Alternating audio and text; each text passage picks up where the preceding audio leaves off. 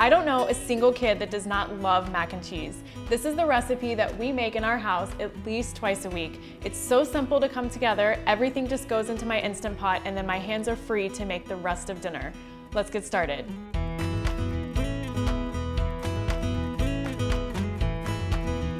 This is a small batch recipe for mac and cheese because I'm using my Instant Pot Mini today. This is the 3-quart machine.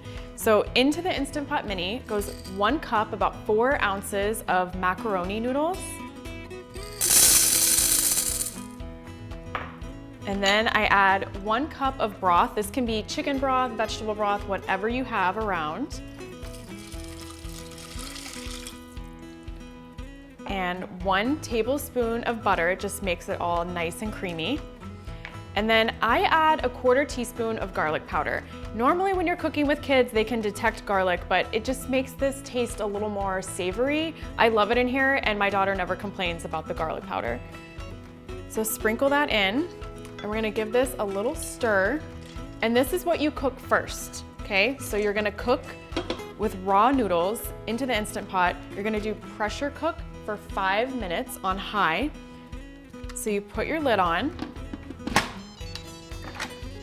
Yay. And then turn it to sealing. You hit pressure cook. Make sure it's on high pressure.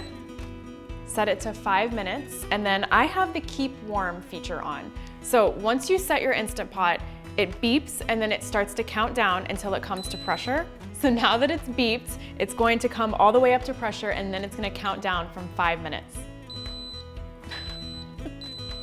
Okay, our timer just went off and we're gonna release the pressure from the Instant Pot. This is a little dangerous, so I want you to cover the valve with a towel and then use something long to open it. Ready?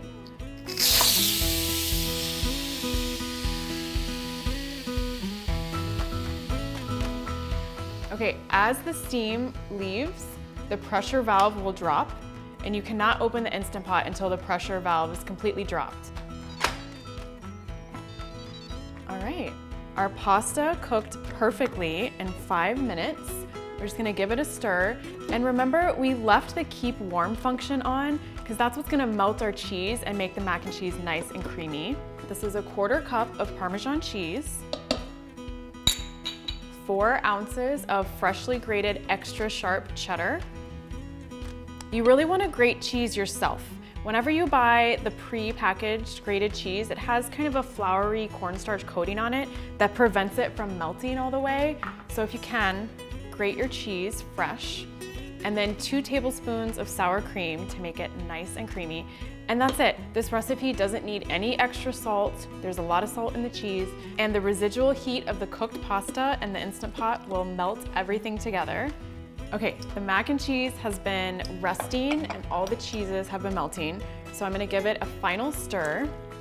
Oh, can you hear that? Nice and creamy, just the way mac and cheese should be. And I love that this just came together. I'm free to go make other parts of my meal.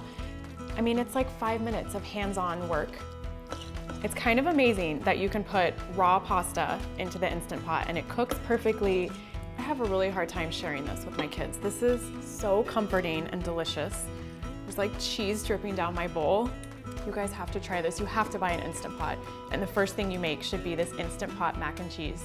For the full recipe, visit dessertfor2.com.